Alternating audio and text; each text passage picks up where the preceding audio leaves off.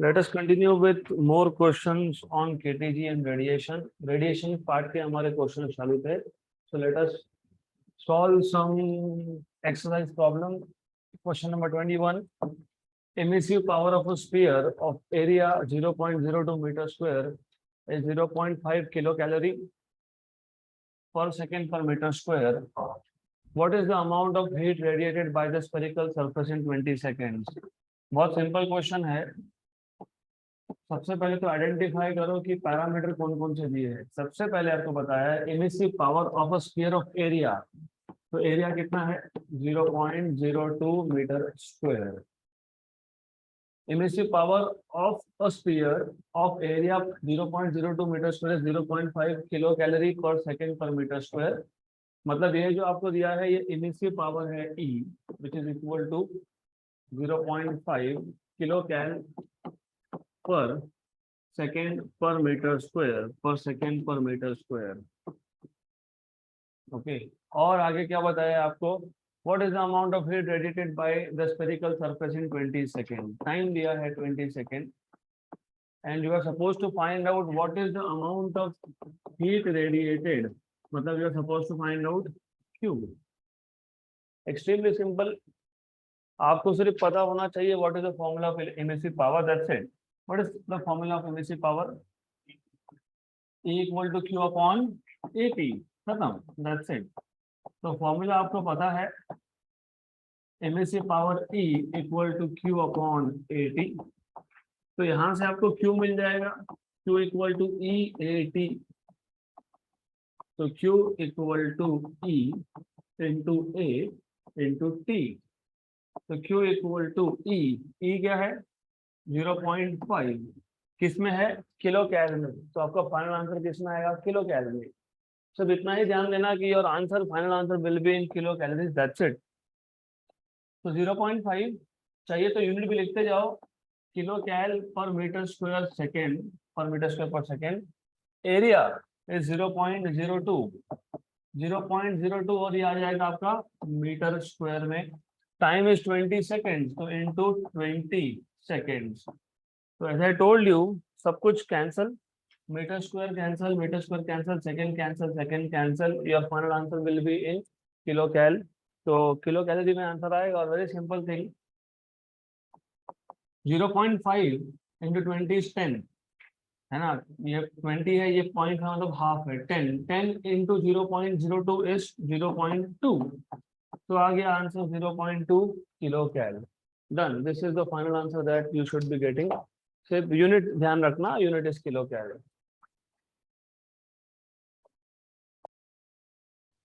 Question.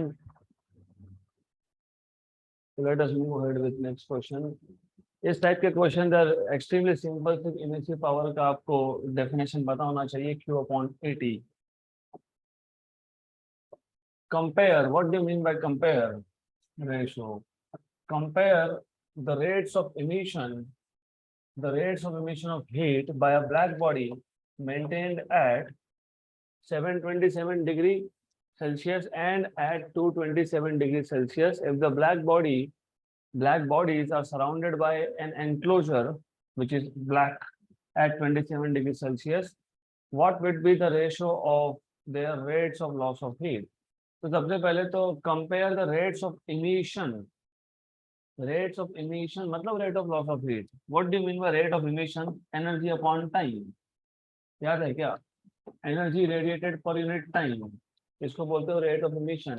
इसी को बोलते हो rate of loss of heat. क्योंकि एक बॉडी जितना हीट लॉस करेगा, remember, you must remember basic idea, law of conservation of energy.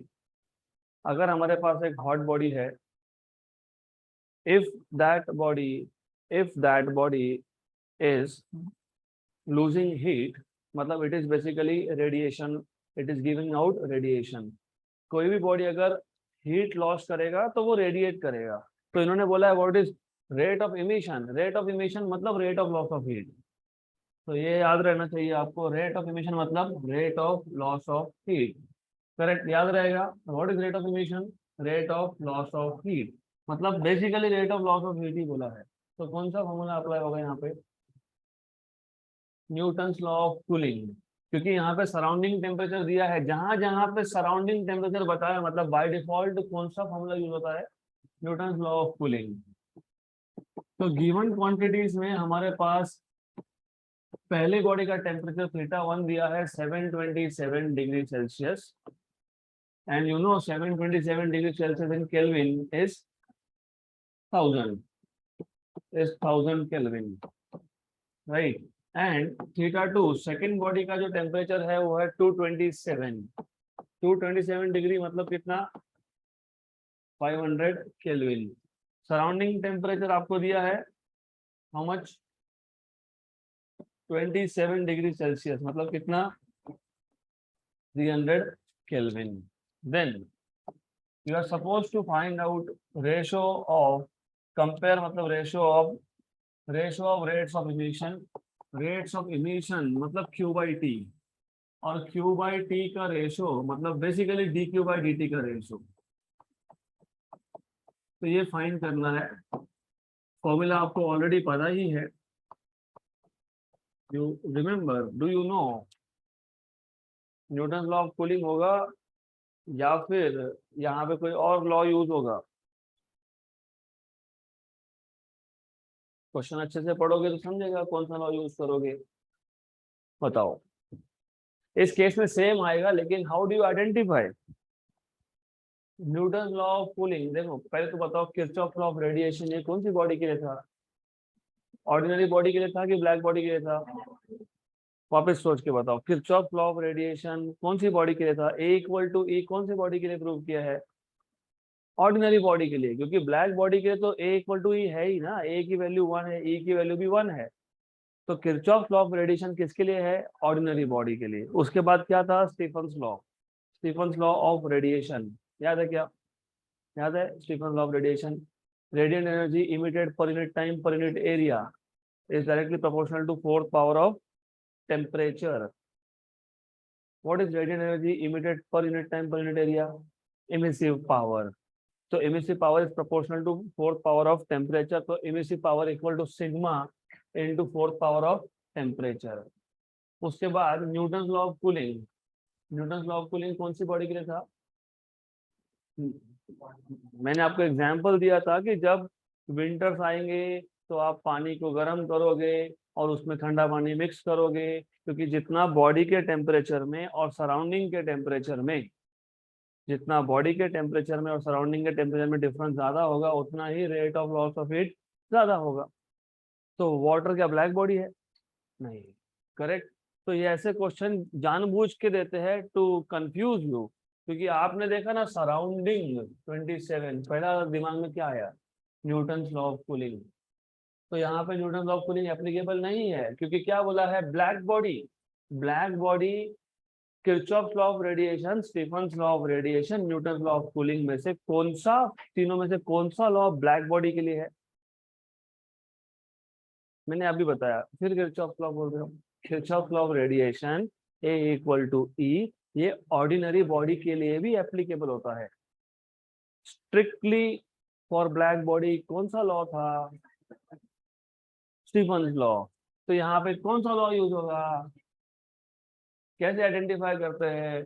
Compare the rates of emission of heat, remember, correct, by a black body. जैसे ही ये word सुना black body मतलब Stefan's law of radiation. तो do not get confuse, यहाँ पे दो body है, उसके जो टेम्परेचर्स है, और स्टीफन्स लॉ में हमने टेम्परेचर को डिनोट किया था कैपिटल T से, इसीलिए किया था कि कंफ्यूजन नहीं होना चाहिए। ये T1, ये T2 और ये सराउंडिंग टेम्परेचर T0। फिर आपको याद है कि जब हमने एक ब्लैक बॉडी को एक सराउंडिंग में रखा था, तो हीट मतलब हीट इमिटेड, याद है क्या? हीट इमिटेड कितना था? रिलीज बोला था मैंने इसको, रिलीज, याद है ये कितना था? Do you remember heat release? Topic का नाम भी याद दिला देता हूँ, टॉपिक का नाम था black body kept in a surrounding. So heat released by black body is sigma T raised to 4 and heat absorbed by the black body is sigma T naught raised to 4, where T naught is the temperature of the surrounding. Net loss of heat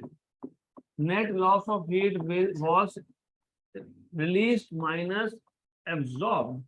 So do you remember ये ऐसा आता sigma T raised to 4 minus T naught raised to 4. आ रहा है थोड़ा थोड़ा यार? Yes. Do you remember this? Yes. तो यहाँ पे वापस आई एम टेलिंग यू, हमारे पास दो ब्लैक बॉडी है, एक का टेम्परेचर है 1000 केल्विन, दूसरे का टेम्परेचर है 500 केल्विन। दोनों ब्लैक बॉडी सराउंडिंग में है, सराउंडिंग का टेम्परेचर है 300 केल्विन। करेक्ट। हमको पूछा है compare the rates of emission. तो सबसे पहले you need to remember, what you need to remember is according to Stefan's law of radiation, energy emitted per unit area per unit time is equal to sigma T raised to 4. यह है energy release. यहां से आपको मिल जाएगा Q upon T equal to A sigma T raise to 4, right. ये क्या है? Rate of emission. इसको मैं डिनोट कर दूंगा R से। हमारे पास जो ब्लैक बॉडी था वो कितना इमिशन दे रहा है? A sigma T raise to 4, correct. और वो कितना एब्जॉर्ब कर रहा है? कितना एब्जॉर्ब करेगा वो? Sigma T not raise to 4 into A। तो नेट रेट ऑफ लॉस मतलब net rate of emission will be R released minus R absorb. तो ये कितना आएगा? A sigma T power 4 minus A sigma T not power 4। A sigma आपके पास आ गया constant common outside, T raise to 4 minus T not raise to 4। और क्योंकि ये कांस्टेंट है तो net rate of emission is proportional to T power 4 minus T not power 4। हो गया? बन गया formula? Is this clear? Yes, no, yes? Okay. Point number 1, 3 law है, Kirchhoff's law, Stefan's law and Newton's law of cooling. Kirchhoff's law of radiation और Newton's law of cooling ये किसी भी body के लिए एप्लीकेबल है, ऑर्डिनरी के लिए भी और ब्लैक बॉडी के लिए भी।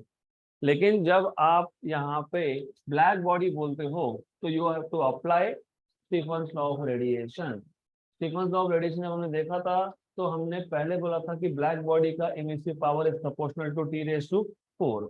ब्लैक बॉडी का emissive power EB equal to sigma T raise to 4। फिर हमने ऑर्डिनरी बॉडी के लिए बनाया EB equal to E sigma T raise to 4।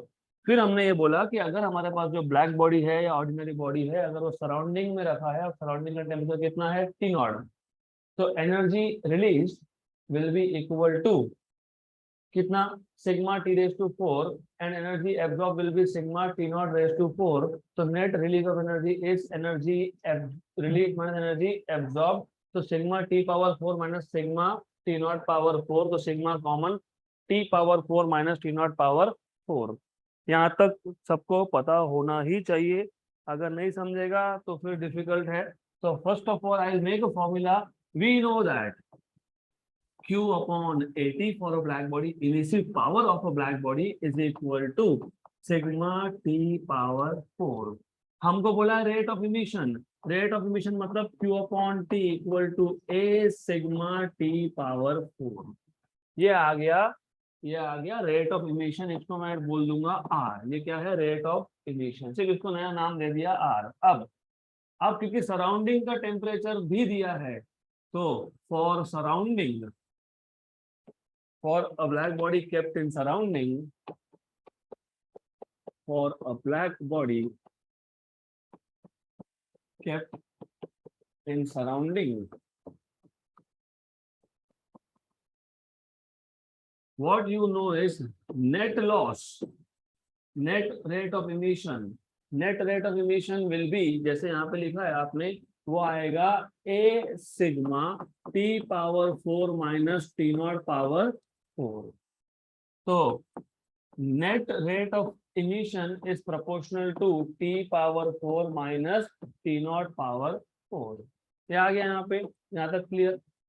और क्वेश्चन अच्छे से पढ़ोगे तो क्वेश्चन में और एक चीज दिया है, what would be the ratio of the rates of loss of heat, मतलब rates of loss of heat मतलब न्यूटन्स लॉ भी पूछ लिया यहाँ पे। तो न्यूटन्स लॉ ऑफ कूलिंग क्या है, dq by dt is equal to और is proportional to temperature of body minus temperature of surrounding. तो दोनों में डिफरेंस देखो आप, यहाँ पे T⁴ आ रहा है, बराबर, करेक्ट, और यहाँ rate of loss of heat में सिर्फ T है। तो रिमेंबर यहाँ पे क्या है, T⁴ किसमें T⁴ है, किसमें T⁴ है, कौन से लॉ में है ये, स्टीफन्स लॉ, करेक्ट। और for rate of loss of heat मतलब न्यूटन लॉ ऑफ कूलिंग में आपको सिर्फ बोला है dq बाई dt, वहां पे क्या आएगा T माइनस T0। तो पावर 4 का डिफरेंस है, दोनों ही फाइंड करने के लिए बोला है, तो दोनों फाइंड कर लो। यहाँ तक clear, yes yes. dq by dt मतलब कौन सा law, Newton law of cooling. r मतलब कौन सा law, Stefan's law of radiation.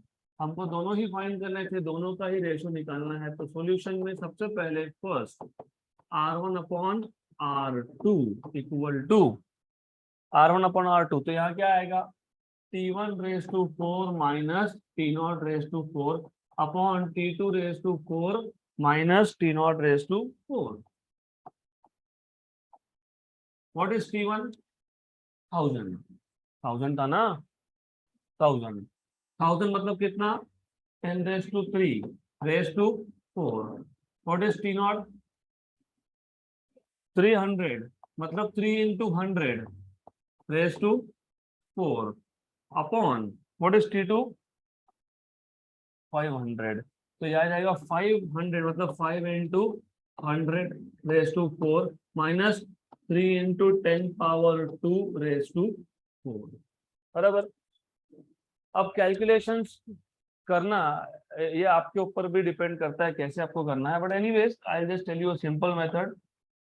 Look, ये क्या है, 10⁻12, क्या है ये, 10⁻12, तो दिस इज 10⁻12 माइनस 3⁻4, 3⁻4 मतलब 3 के स्क्वायर का स्क्वायर, 3 का स्क्वायर कितना, 9 का स्क्वायर कितना, 81, तो 3⁻4 इज 81।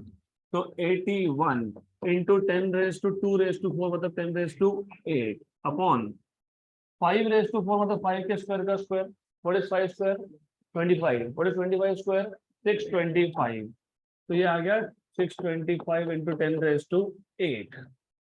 वापस से वही 3 के स्क्वायर का स्क्वायर मतलब 81 इंटू 10⁻8। अब इसमें से क्या कॉमन निकल सकता है, 10⁻8, तो 10⁻8 न्यूमरेटर से और डिनोमिनेटर से कॉमन निकालो, 10⁻8 कॉमन आया तो कितना बचा, 10⁻4 माइनस कितना, 81 अपॉन 10⁻8 कॉमन निकला तो कितना आया, 625 माइनस 81।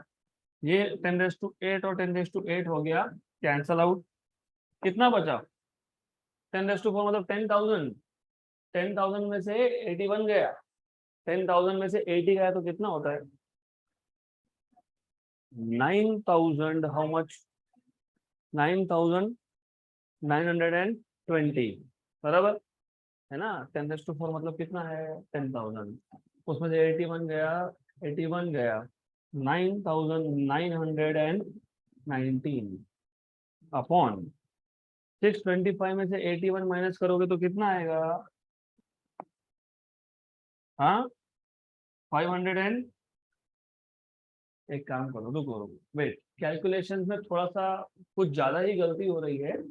625 में से 100 माइनस कर लो, 525, करना कितना था, 81, हमने कितना कर लिया 100, तो 19 ऐड करो, 525 में 19 ऐड किया तो कितना होता है, हाँ 525 में अगर 19 ऐड किया तो कितना होता है पता है, 544, कितना होता है 544।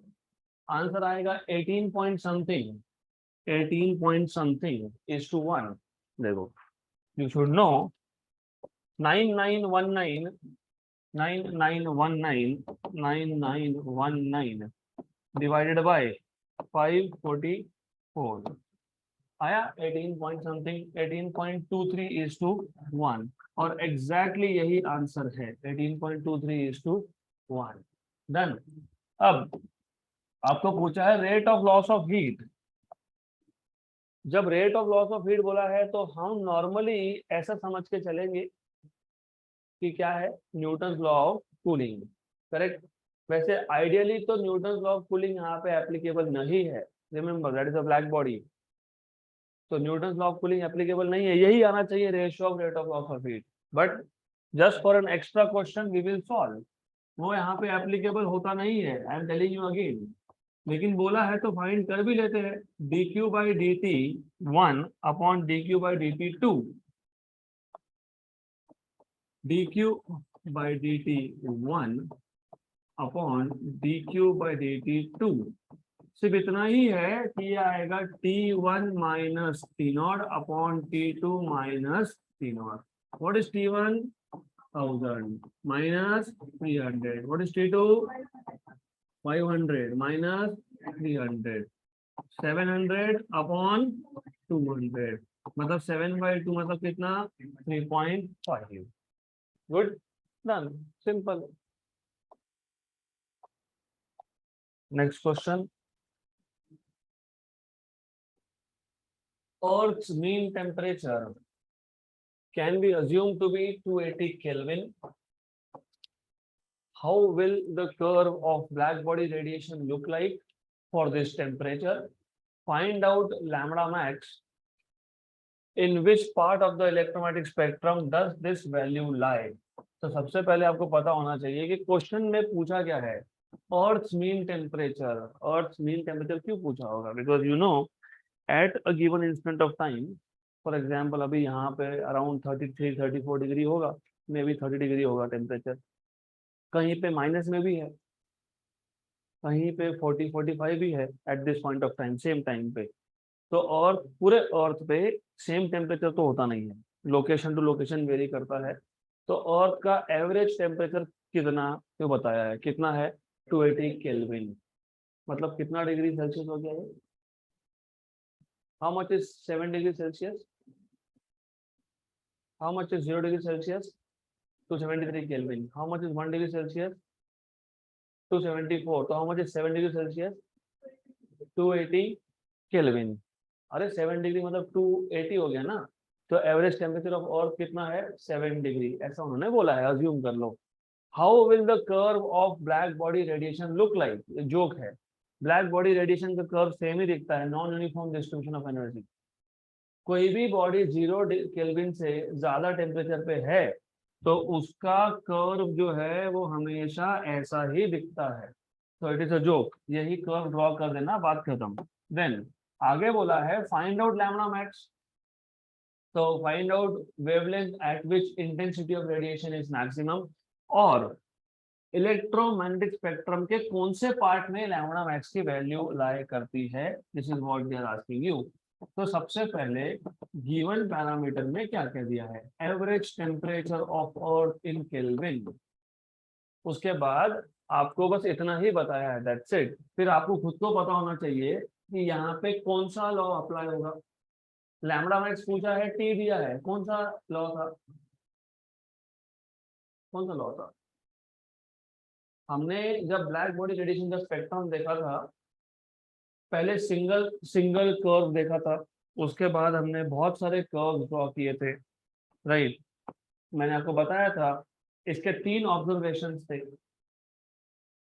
As the temperature of the body increases, the energy distribution remains to be non-uniform. दूसरा क्या था?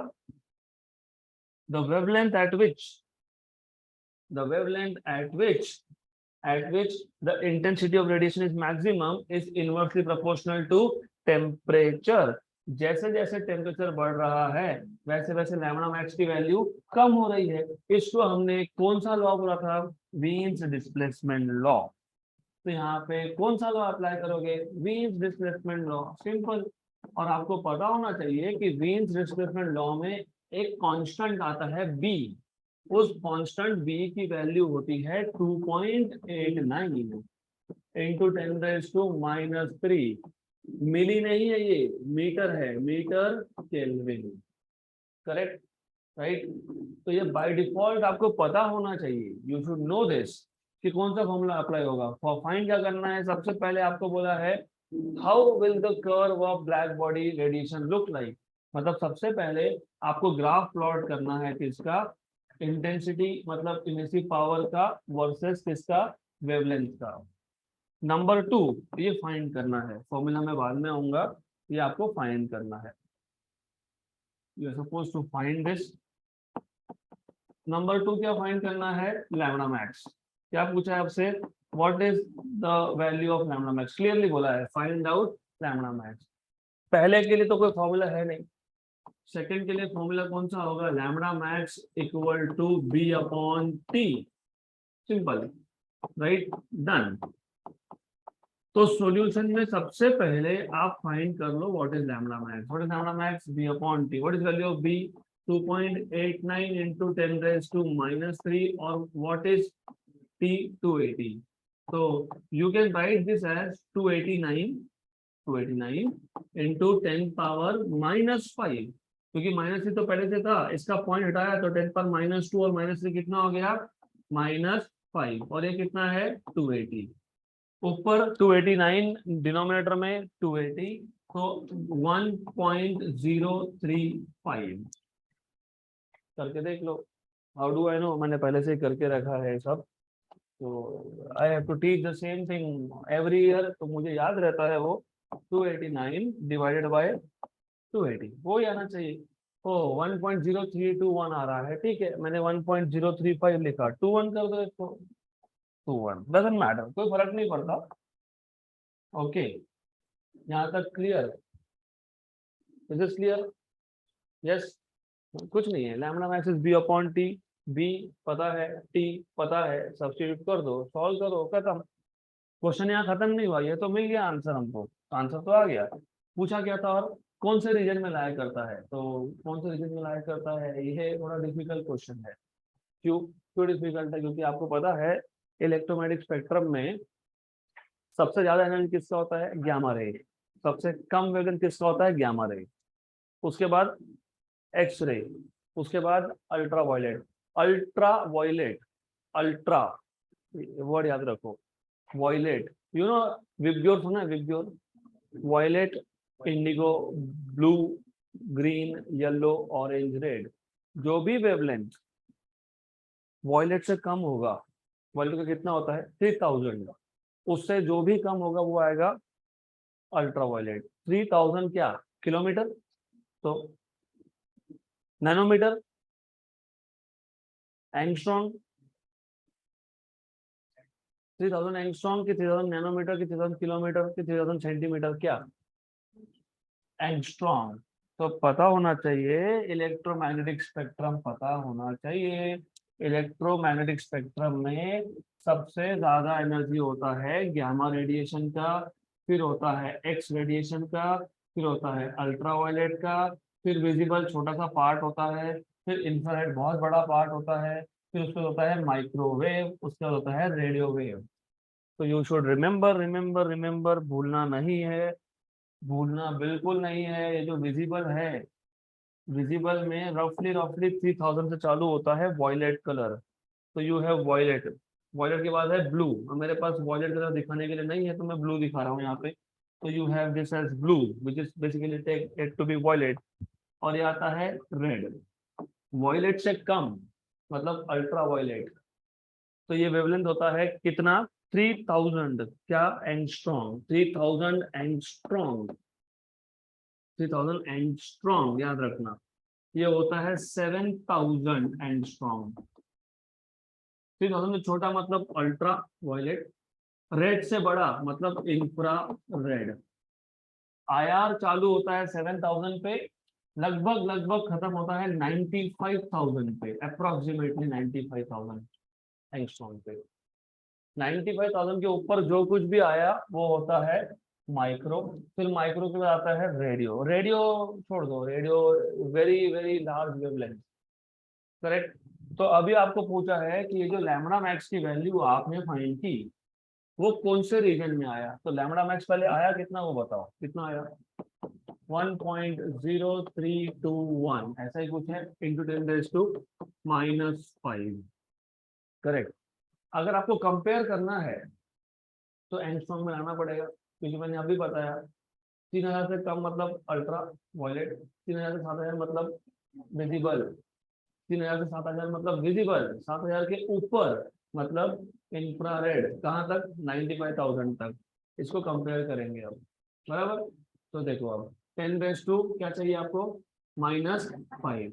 अगर आप नंबर चेक करोगे, हमने जो रेशो लिया था वो था, इफ यू रिमेम्बर, 1.03214। तो मैं आखिरी में यहाँ पे एक 4 भी लिख देता हूँ। ये पॉइंट के बाद कितने नंबर है, 5। तो अगर मैं पॉइंट हटा हटा देता हूँ यहाँ से, तो 10⁻−5, और 10⁻−5 तो था ही वहां पे, था क्या, यस, करेक्ट। तो कितना आ गया, 1,03,214, 1,03,214 इंटू 10⁻⁻10, मतलब ये कितना है, 10⁻⁻10 मतलब कितना एंगस्ट्रॉम, 1 एंगस्ट्रॉम।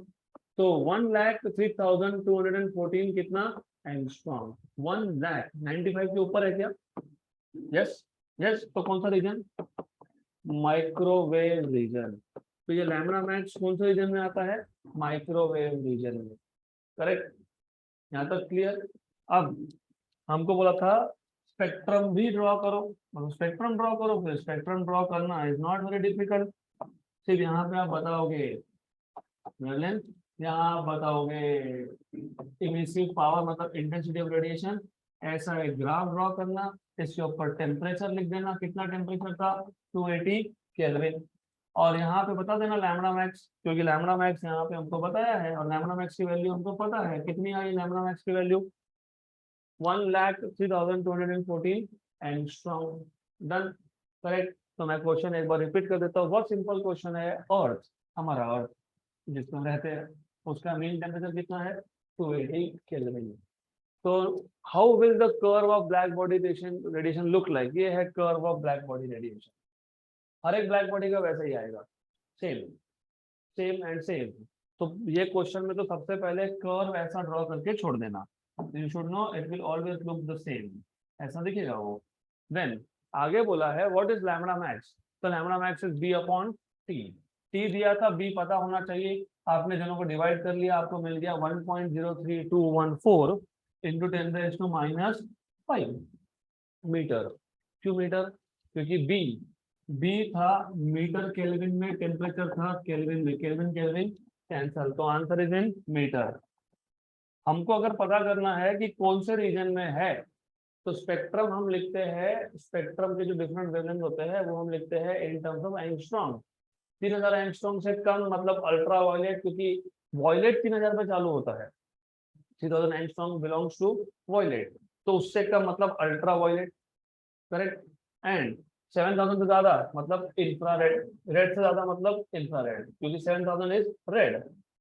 इंफ्रारेड लगभग लगभग अप्रोक्सीमेटली 95,000 पे इट एंड्स, और हमारा आंसर आ रहा है 1,03,200 समथिंग समथिंग। तो which region is this, microwave region. Done, alright.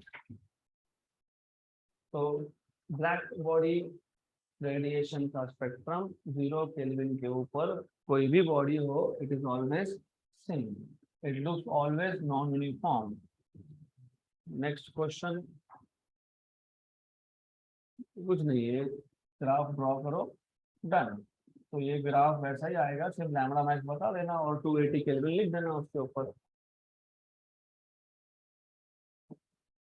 और small blanket solid copper sphere, blanket मतलब कौन सा body, black body, of radius 2.5 centimetre. हमारे पास एक स्मॉल ब्लैकेंड कॉपर स्फीयर है जिसका रेडियस 2.5 सेंटीमीटर है, is placed in an evacuated chamber. Evacuated chamber मतलब वैक्यूम बना लिया, एक चेंबर है, सारा एयर बाहर निकाल दिया, तो क्या बन गया वो, vacuum.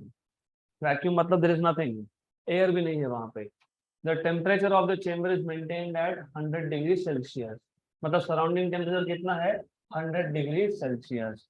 Eight what rate energy must be supplied to the copper sphere to maintain its temperature at 110 degree Celsius. Take Stefan's constant sigma to be 5.76 into 10 raised to minus 8 joule per second per meter square per Kelvin raised to 4 and treat the sphere as black body. पहले question समझ लो, easy question है, सिर्फ घुमा फिरा के बातें की है यहाँ पे, दैट्स इट।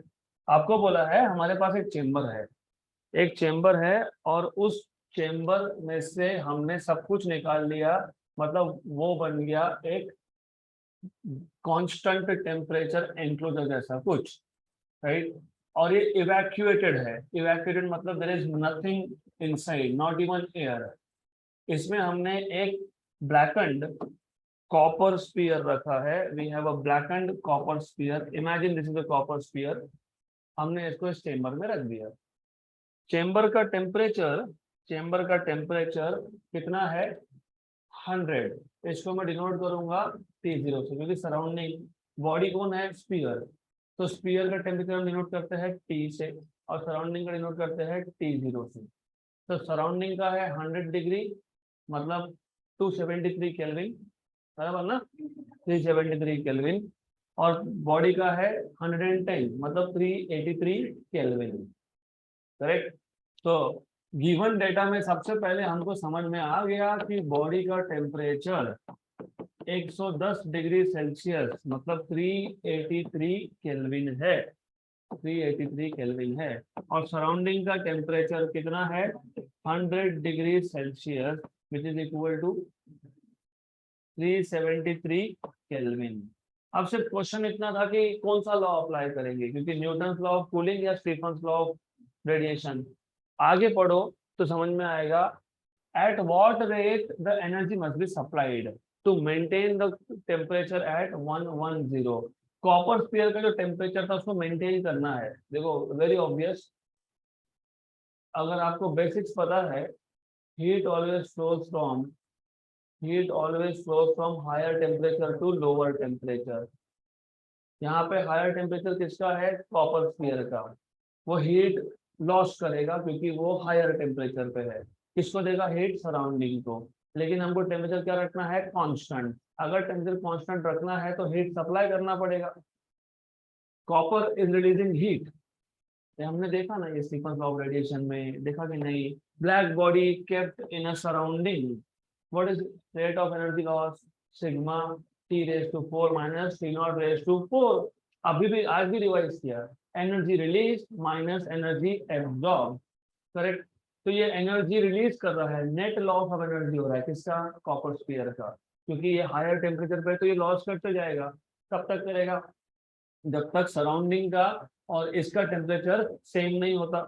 लेकिन होने देना नहीं है, उन्होंने बोला है इसको कांस्टेंट टेम्परेचर पे मेंटेन करो, मतलब ये जितना एनर्जी लॉस करेगा उतना का उतना इसने वापस से एब्जॉर्ब करना है। This is what you need to understand. So what is the rate at which energy must be supplied? Rate at which energy must be supplied मतलब आपसे पूछा है what is Q upon T, जिसको पहले rate of emission बोला था उसी को आप बोल रहे हो rate of energy supplied. Rate of energy, rate मतलब डिनोमिनेटर में टाइम और न्यूमरेटर में energy. Q upon T find करना है। तो अगर आपको Q अपॉन T फाइंड करना है तो आपको फॉर्मूला तो पता होना ही चाहिए। और मैंने ये बताया कि न्यूटन्स लॉ ऑफ कूलिंग क्यों नहीं अप्लाई करेंगे, क्योंकि आगे बोल दिया टेक स्टीफन्स कांस्टेंट सिग्मा, मतलब सिग्मा यूज होगा, मतलब कौन सा लॉ आएगा? Stefan's law of radiation. Number 2, treat the sphere as black body, बात खत्म। ब्लैक बॉडी मतलब कौन सा लॉ? Stefan's law, right. तो do you remember, if you remember, Q upon AT equal to sigma T power 4 minus T0 power 4। आपको radius भी दिया था 2.5 सेंटीमीटर, तो सेंटीमीटर से मीटर में कन्वर्ट करोगे तो 2.5 × 10 पावर -2 ये आ गया मीटर में। तो सेंटीमीटर से मीटर में कन्वर्ट कर लिया आपने। हमको फाइंड करना है Q अपॉन T, तो Q अपॉन T क्या आएगा? A sigma T power 4 minus T0 power 4 बराबर what is area of a sphere? 4πr²। हो गया, क्वेश्चन खत्म। हाँ क्वेश्चन खत्म मतलब कैलकुलेशन आपको खुद को करने हैं। तो Q upon T equal to A, but A is 4πr² into sigma into T power 4 minus T0 power 4। 4 into pi ये 12.5 होता है अप्रोक्सीमेटली। कितना होता है? 12.5, 4 into 5 कितना होता है 12.5, करके देख लो समझ में आ जाएगा। 3.14 into 4, 3.14, 5 की वैल्यू इंटू 4 कितना है 12.52, अप्रोक्सीमेटली कितना है 12.5। R square 2.5 into 10 power minus 2 का स्क्वायर, 2.5 का स्क्वायर 6.25, 2.5 25 का स्क्वायर कितना 625, तो 2.5 का कितना 6.25। सिग्मा की वैल्यू बोली है 5.76 into 10 raise to minus 8, T 383 raise to 4 minus T naught 373 raise to 4। अब दिक्कत इसका है 383 रेज टू 4, 373 रेज टू 4, तो कैसे करेंगे? या तो लॉग एंटी लॉग करोगे, या फिर जो लॉग बुक है उसमें स्क्वायर का टेबल है, पता है स्क्वायर का टेबल होता है, पता है 4 का पावर नहीं होता है वहां पे, कौन सा टेबल होता है स्क्वायर। तो कैसे सॉल्व करेंगे इसको, लुक मैं से बता दूंगा, सॉल्व आपको खुद को करना है। I will not do this calculation for you, no you will have to do by yourself. इसको सॉल्व कैसे करते हैं, एक काम करो, ये 383 है ना, इसको लिखो 3.83 इंटू 100, चलेगा क्या? यस। इसको भी ऐसा लिखो 3.73 into 10 raise to 2 raise to 10 raise to 2 raise to 4 मतलब 10 रेज टू 8, दोनों में से आ गया कॉमन, ये बचा 3.83 पावर 4। इसको 3.83 पावर 4 को मैं लिख सकता हूँ कि raise to 2 raise to 2 minus 3.73 power 4 को लिख सकते हैं raise to 2 raise to 2। Yes, 3.83 का स्क्वायर लॉग बुक में स्क्वायर टेबल में मिल जाएगा, मिल जाएगा 13 पॉइंट समथिंग आएगा वो, करेक्ट। फिर 13 पॉइंट समथिंग का वापस से स्क्वायर उसी लॉग बुक में मिल जाएगा, उसी टेबल में मिलेगा, राइट। तो जब आपको फोर्थ पावर फाइंड करते नहीं आता तो 2 बार स्क्वायर कर लो। और मैंने इसको पॉइंट क्यों लगाया, क्योंकि आपको पता होना चाहिए जो लॉग बुक में आपके पास स्क्वायर टेबल है 99 के ऊपर स्क्वायर नहीं मिलते उसमें, उसमें सिर्फ 99 नंबर तक का ही स्क्वायर मिलता है। You cannot find out what is the square of 383। तो हमने क्या किया फिर 38.3 ले सकता था मैं, लेकिन 38.3 के स्क्वायर का स्क्वायर 38 का स्क्वायर ये 1300 1400 के आसपास आता है, उसको मिलेगा लॉग बुक में नहीं मिलेगा। फिर आपने क्या किया 3.83 कर लिया, इसका फायदा क्या हुआ 3.83 का पावर 4 मतलब 3.83 का स्क्वायर 3.83 का स्क्वायर कितना 13 पॉइंट समथिंग 13 14 के आसपास आएगा। फिर वापस से उसी टेबल में आपको 14 का स्क्वायर मिल जाएगा, राइट। तो ये आप करोगे, ये मैं नहीं करके दूंगा, you are suppose to do by, who will do this, कौन करेगा, who will do this, who will do this, मैं। कैलकुलेशंस खुद करो, I will just tell you the final answer. तो फाइनल आंसर आ रहा है यहाँ पे 0.9769, 0.9769 पूरा सब करने के बाद। और Q upon T, what is Q upon T, energy upon time, what is energy upon time, power, power किसमें आता है वैट, तो answer is in watt, done.